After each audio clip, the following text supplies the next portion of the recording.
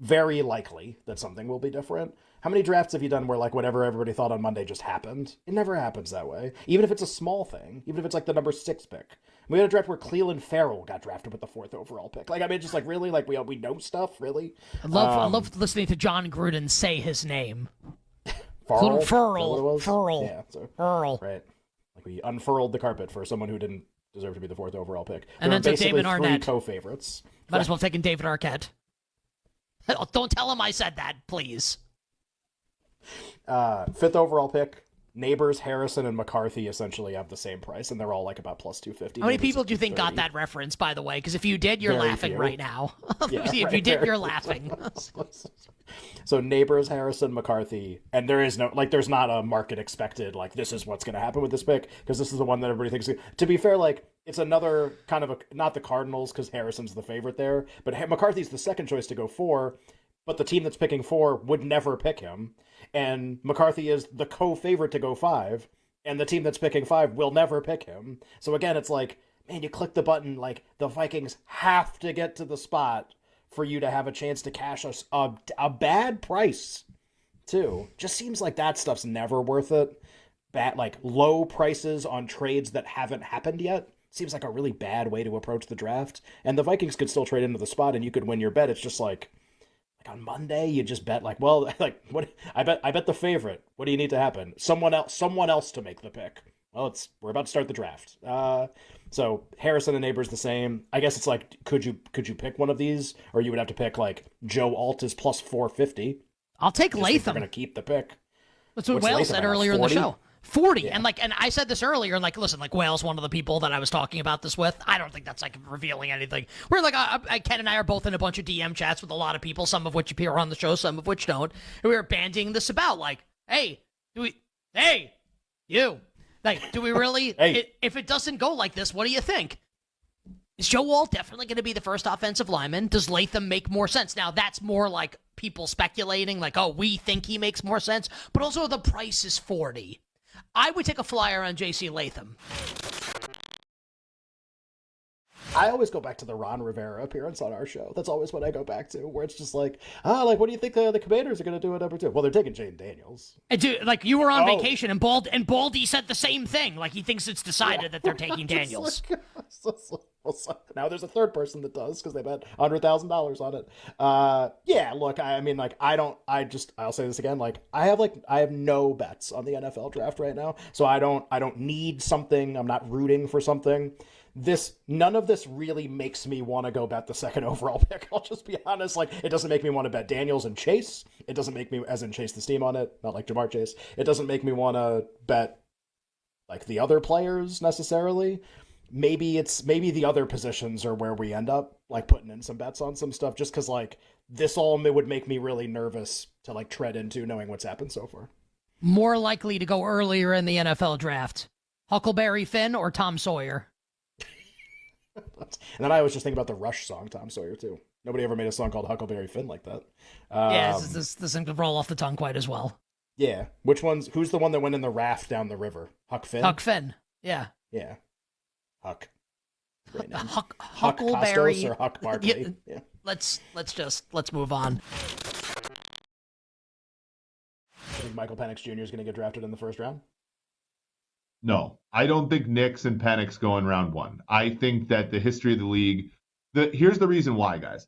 So the 5th-year option is the reason why we got Bridgewater at 32 and Lamar Jackson at 32. But that was the last CBA. That was prior to 2020.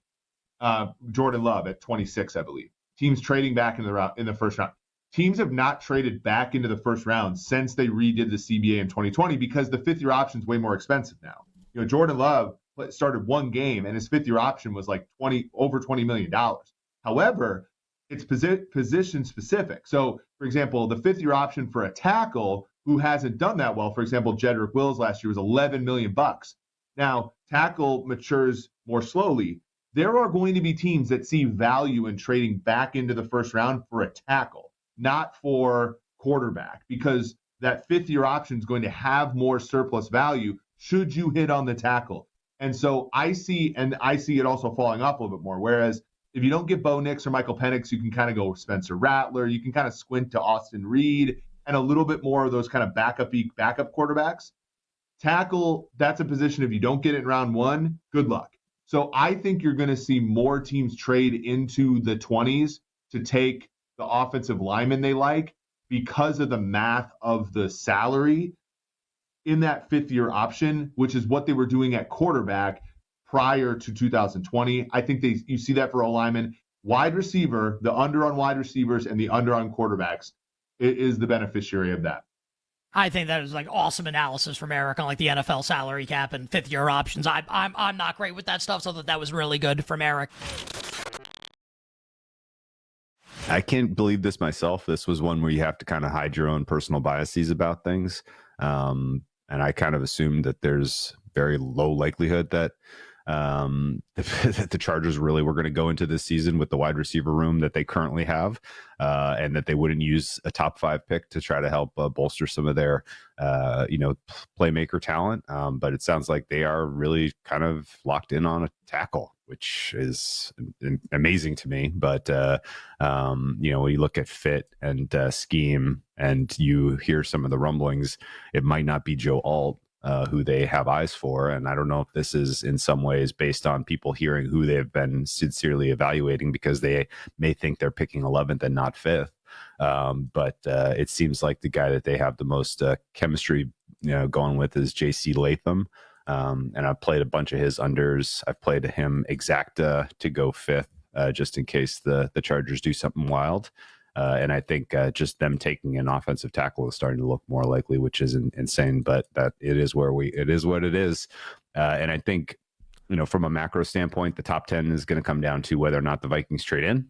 That's going to kind of shape the way that is, goes from the standpoint of are there 4 quarterbacks or 3. And I'm kind of warming up to this idea that the Vikings making the trade for a second first-round pick this year was just a really nice way to just sort of send a message to the other teams interested in trading up for a quarterback, not to even think about it, because we'll come over the top and we'll outbid you if you try to make a deal.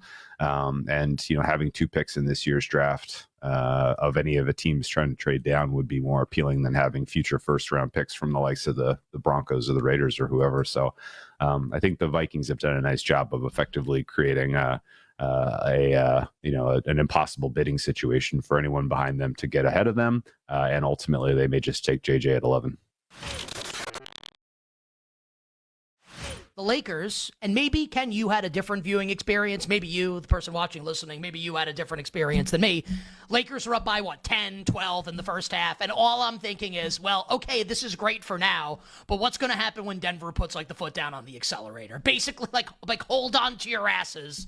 Hold on for dear life. And then, of course, that's what happens, and the Nuggets just decide, hey, we're going to stop playing with our food now and just, blow this team out.